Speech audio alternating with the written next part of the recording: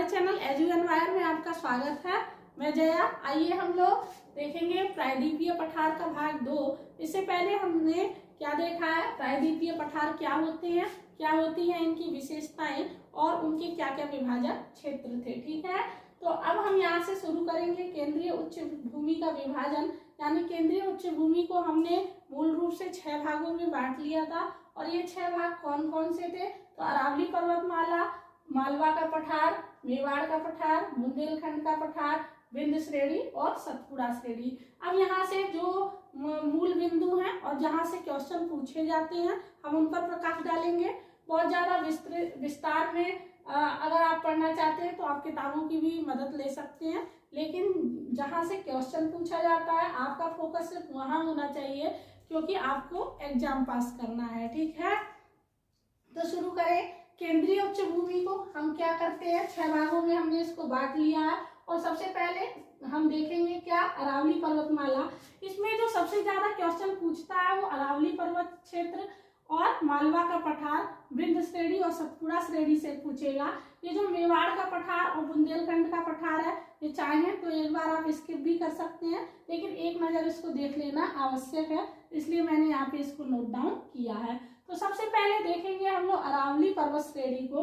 और अरावली पर्वत श्रेणी का विस्तार किन क्षेत्रों में है यहाँ से, और ये किस तरह की, किस काल की निर्मित चट्टानें हैं, किस तरह के ये पहाड़ हैं, इनके बारे में यहाँ पर देखेंगे। ठीक है, तो अरावली पर्वत श्रेणी का विस्तार किन क्षेत्रों में है, तो दिल्ली से लेकर और गुजरात के पालनपुर वाले क्षेत्र तक इसका विस्तार पाया जाता है। ये किस प्रकार के पर्वतों का उदाहरण है, तो ये अवशिष्ट पर्वतों का उदाहरण है। अवशिष्ट पर्वत उन पर्वतों को कहते हैं जो धीरे धीरे करके खत्म हो रहे हैं। ठीक है, तो ये कैसे पहाड़ है, अवशिष्ट पर्वत है और मोड़दार अवशिष्ट पर्वत। ठीक है, यहाँ से एक बार क्वेश्चन पूछा गया है कि ये किस प्रकार, किस काल की चट्टानें हैं, तो प्री कैम्ब्रियन काल की चट्टानें हैं। ठीक है, अरावली से निकलने वाली जो अरावली पर्वतमाला क्या है, तो ये मुख्य रूप से जल विभाजक का कार्य करती है। यानी कि ये किसका कार्य करेगी, बीच में राजस्थान के मरुस्थलीय प्रदेशों को गंगा यमुना के दोआब से अलग करती है। ठीक है, तो ये किसका कार्य करेगी, यहाँ यहीं से निकलती है लूनी नदी, और लूनी नदी की ही सहायक नदियां सुकरी और जवाई नदियां भी कहाँ से निकलती हैं, इसी अरावली पर्वत क्षेत्र से निकलती हैं। ठीक है, ये जो पर्वतीय क्षेत्र होते हैं अपने खनिज भंडार की दृष्टि से बहुत ही महत्वपूर्ण होते हैं। तो अरावली पर्वत क्षेत्रों में पाए जाने वाला मूल खनिज क्या है, तो तांबा, सीसा, जस्ता, अभ्रक और चूना पत्थर यहाँ पर मूल रूप से पाया जाता है। और आपको तो पता है कि ये तांबा वाला क्षेत्र यानी कि राजस्थान अपने तांबे के लिए, राजस्थान का खेतड़ी अपने तांबे के उत्खनन के लिए सर्वाधिक प्रसिद्ध है। ठीक है, ये 3 प्रकार की चट्टानों से निर्मित है। ये है तो प्री कैम्ब्रियन काल की चट्टानें और अवशिष्ट पर्वत है, लेकिन ये जो चट्टानें हैं किससे निर्मित है, तो बेसॉल्ट चट्टानों से निर्मित है। बेसॉल्ट चट्टानें आग्नेय चट्टानों का ही प्रकार है। जब आपने चट्टानों के प्रकार पढ़े होंगे तो वहां पे देखा होगा कि चट्टानें मूल रूप से 3 प्रकार की होती हैं। कौन कौन सी, आग्नेय चट्टानें और अवसादी चट्टानें तथा रूपांतरित चट्टानें। जो आग्नेय चट्टानें हैं उनका उद्भव किस चीज से हुआ है, तो ज्वालामुखी के विस्फोट के उपरांत निकलने वाला लावा जो पृथ्वी के ऊपरी क्षेत्रों में जमा होता है और धीरे धीरे करके जब वो ठंडा होता है तो वो चट्टानी रूप धारण कर लेता है। ये यही चट्टानें किस प्रकार की चट्टानें कहलाती हैं, तो आग्नेय चट्टानें, और इन्हीं को इंग्लिश में हम इग्नियस रॉक के नाम से जानते हैं। ठीक है, तो बेसॉल्ट ग्रेनाइट मूल रूप से ये कैसी चट्टानें हैं, तो ये आग्नेय चट्टानों के उदाहरण हैं। बेसॉल्ट चट्टानों के से निर्मित है क्या, तो अरावली पर्वतमाला बेसॉल्ट चट्टानों से निर्मित है। ठीक है, अब यहाँ से जो मूल बिंदु थे वो आपने देख लिए। इसके बाद हम चलेंगे मालवा के पठार की तरफ, और मालवा का पठार भी बेसॉल्ट की चट्टानों से निर्मित है। और यहाँ से जो आपको क्वेश्चन पूछेगा सर्वाधिक कि यहाँ की मृदा किस प्रकार की पाई जाती है, तो बेसॉल्ट चट्टानों के अपरदन के उपरांत जो यहाँ पर मृदा निर्मित हुई है वो मृदा कैसी है, तो काली है। ठीक है, और काली मिट्टी को एनसीईआरटी ने जो मेंशन किया, काली मिट्टी को हम और किस नाम से जानते हैं, रेगुर मिट्टी के नाम से जानते हैं। और ये रेगुर मिट्टी अपनी कपास की खेती के लिए सबसे प्रसिद्ध है। और इसको मालवा के पठार को हम एक और नाम से, यानी कि राजस्थान के क्षेत्रों में हम इसको हाड़ौती के पठार के नाम से भी जानते हैं। ठीक है, मालवा के पठार में जो मूल रूप से जो नदियां बहती हैं वो कौन सी हैं, तो नर्मदा, यहाँ की प्रमुख नदी नर्मदा ही है ना, नर्मदा, ताप्ती,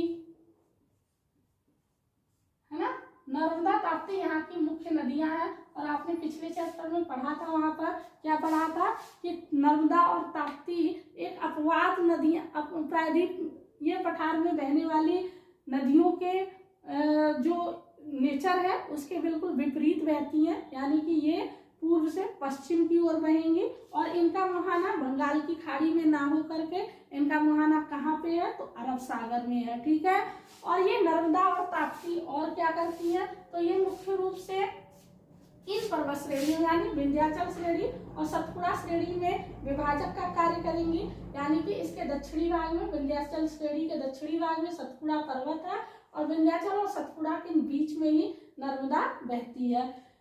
क्योंकि नर्मदा कैसे है, भ्रंश घाटी से बहने वाली नदी है ना, इसलिए वहां पे मैंने आपको ये भी बताया था कि क्या कारण है, नर्मदा और नदियों के विपरीत यानी एक अपवाद का रूप धारण करती है। क्योंकि ये क्या करती है, ये पश्चिम, ये उल्टा बहेगी, यानी इसका मुहाना किधर होगा, तो अरब सागर की तरफ होगा, जबकि प्रायद्वीपीय पठार में बहने वाली बाकी नदियों का मुहाना किधर है, तो बंगाल की खाड़ी की तरफ है। ऐसा इसलिए है क्योंकि ये भ्रंश घाटी से होकर के बहती है। ठीक है, आइए आगे चले तो हम देखेंगे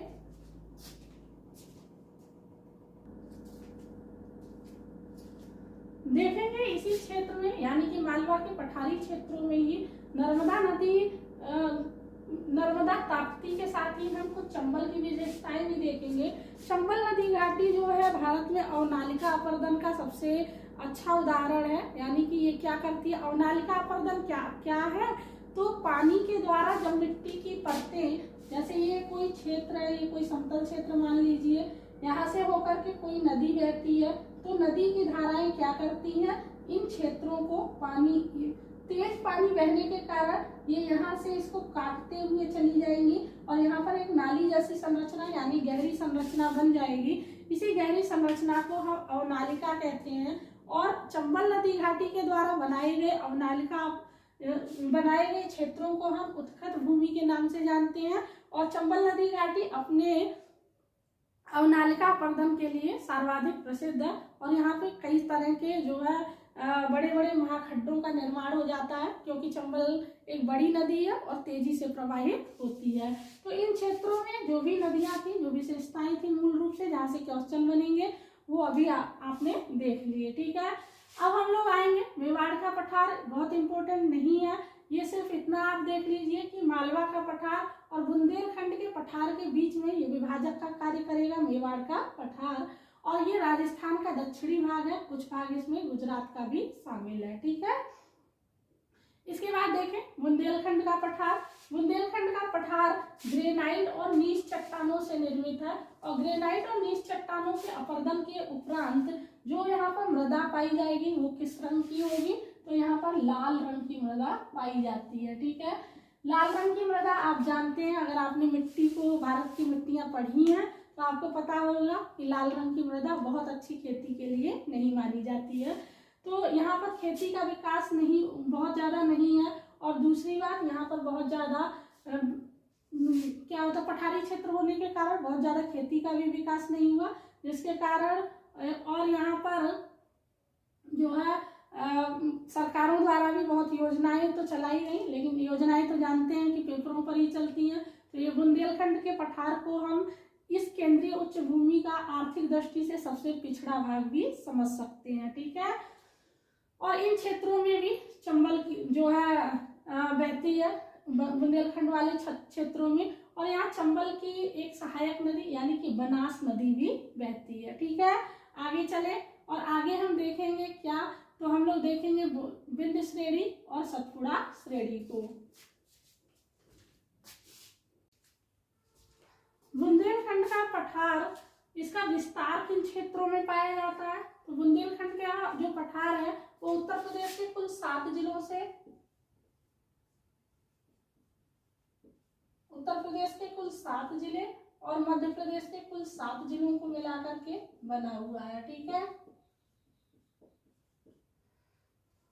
ये बुंदेलखंड का पठार किन चट्टानों से निर्मित है, ग्रेनाइट और नीच चट्टानों से निर्मित होने के कारण यहाँ से जो अपरदन होकर के जिस मृदा का निर्माण हुआ वो लाल मृदा है। और जैसा कि आप जानते हैं लाल मृदा खेती के लिए बहुत उपयुक्त नहीं होती और इन क्षेत्रों का बहुत विकास भी नहीं हो पाया। किसके कारण, क्योंकि ये पठारी क्षेत्र भी थे और यहाँ पर यहाँ पर खेती भी बहुत अच्छी नहीं हो सकती थी। इसलिए केंद्रीय उच्च भूमि का जो आर्थिक रूप से सबसे पिछड़ा क्षेत्र है वो बुंदेलखंड का पठार ही है। ठीक है, यहाँ पर किसकी सहायक यानी यमुना की सहायक नदी चंबल क्या करती है, तो अवनालिकाएं बनाती है और ये अवनालिकाएं जब बहुत गहरी हो जाती हैं तो फिर किसका रूप धारण कर लेती हैं, महाखड्डों का रूप धारण कर लेती हैं। यानी ये जब पानी बहुत तेजी से बहता है और लगातार बहता रहता है तो ये इस वाले भाग से क्या कर देगा, तो अलग कर देगा और यहाँ बीच में गहरे गड्ढों का निर्माण हो जाएगा और ये गहरे गड्ढे महाखड्डों के रूप से जाने जाएंगे और यहाँ पे पाई जाने वाली भूमि को हम उत्खात भूमि के नाम से भी जानते हैं। ठीक है, तो यहाँ से जो मूल रूप से क्वेश्चन बन सकते थे बुंदेलखंड के पठार से, ये मैंने आपको समझा दिया है। अब आइए चलते हैं विंध्य श्रेणी की ओर। और विंध्याचल पर्वत और सतपुड़ा पर्वत के बीच में ही यानी विंध्याचल के दक्षिणी भाग में, इसमें दक्षिण का मतलब नीचे है ना, तो विंध्याचल के दक्षिणी भाग में कौन सी नदी घाटी है, नर्मदा नदी घाटी है।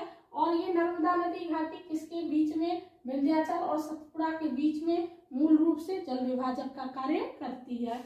इसका विस्तार यानी विंध्याचल पर्वत का विस्तार कहाँ तक है, मध्य प्रदेश वाले क्षेत्रों में, उत्तर प्रदेश, बिहार और गुजरात के क्षेत्रों तक पाया जाता है।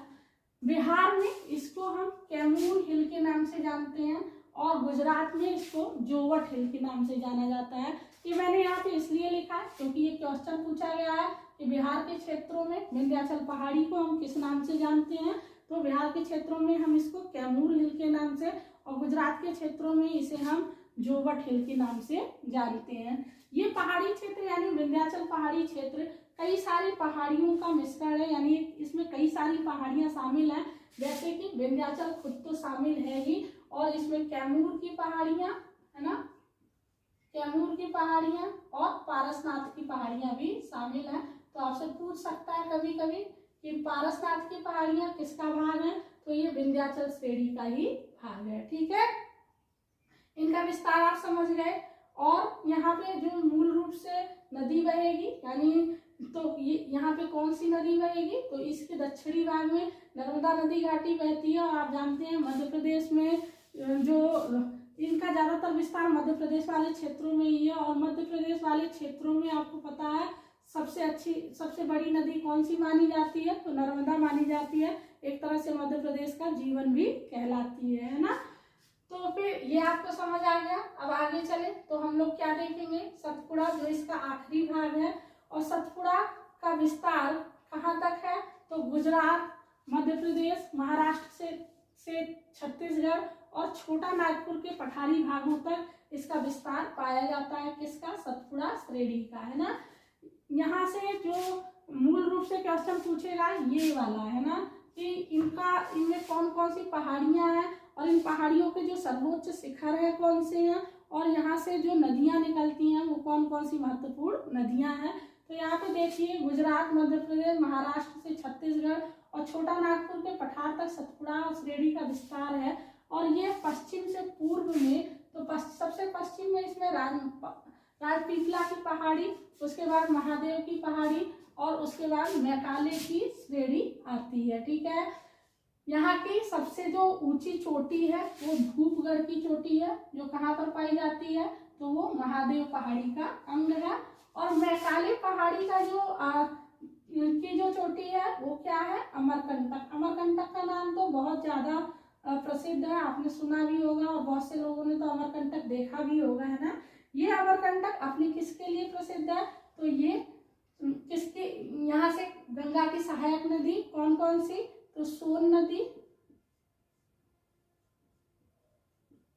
गंगा की सहायक सोन नदी का ये क्या है, तो सोन नदी का ये उद्गम क्षेत्र है। और यहाँ से एक नदी और निकलती है,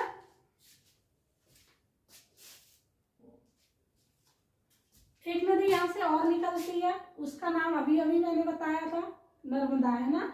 तो नर्मदा से कहाँ से निकलती है, नर्मदा का उद्गम क्षेत्र अमरकंटक है और यहीं से गंगा की सहायक सोन नदी भी निकलती है, ठीक है। तो आपको पता चल गया। और ये किसका भाग है, तो ये मैकाली श्रेणी का भाग है, ठीक है। अमरकंटक मैकाली का भाग है। और जो यहाँ की सर्वोच्च चोटी धूपगढ़ है, ये किसका भाग है, तो ये महादेव पहाड़ी का भाग है, ठीक है। सतपुड़ा के दक्षिणी भाग में, जैसे विंध्याचल के दक्षिणी भाग में कौन सी नदी बह रही थी, तो नर्मदा नदी थी, ऐसे ही सतपुड़ा के दक्षिणी भाग में तापी नदी बहती है, ठीक है। और इसका भी मुहाना कहाँ है, तो इस नदी क्षेत्र का मुहाना भी अरब सागर में ही पाया जाता है। तो ओवरऑल अभी तक हमने केंद्रीय उच्च भूमि का विभाजन, यहाँ से क्या क्या क्वेश्चन बन सकते हैं और इनका विस्तार किन क्षेत्रों में पाया जाता है, ये हमने देख लिया है। और अगले वाले खंड में, क्योंकि अब चैप्टर का सिर्फ एक पार्ट बचा हुआ है, जो ये वाला विभाजन थोड़ा बड़ा था और जो बाकी बचे हुए हैं उसमें से छोटे छोटे वन लाइनर क्वेश्चन पूछता है, इसलिए वो बहुत बड़ा नहीं है। तो नेक्स्ट वीडियो में ये चैप्टर कंप्लीट हो जाएगा और इसके बाद हम लोग प्रायद्वीपीय पठार को खत्म करते हुए आगे भारत के दक्षिणी भाग को देखेंगे। और उसके बाद ओवरऑल जो इंडिया के अंदर की चीजें थी, यानी कि भारत के अंदरूनी भागों से कहाँ कहाँ से क्वेश्चन आते हैं, वो हमने लगभग कंप्लीट कर लिया है। फिर मृदा है, खनिज है, इन चीज़ों को हम लोग देखेंगे। Thank you for watching. अगर आपको वीडियो अच्छा लगा हो तो हम वीडियो को लाइक करें, हमारे चैनल को सब्सक्राइब करें। Thank you for watching again.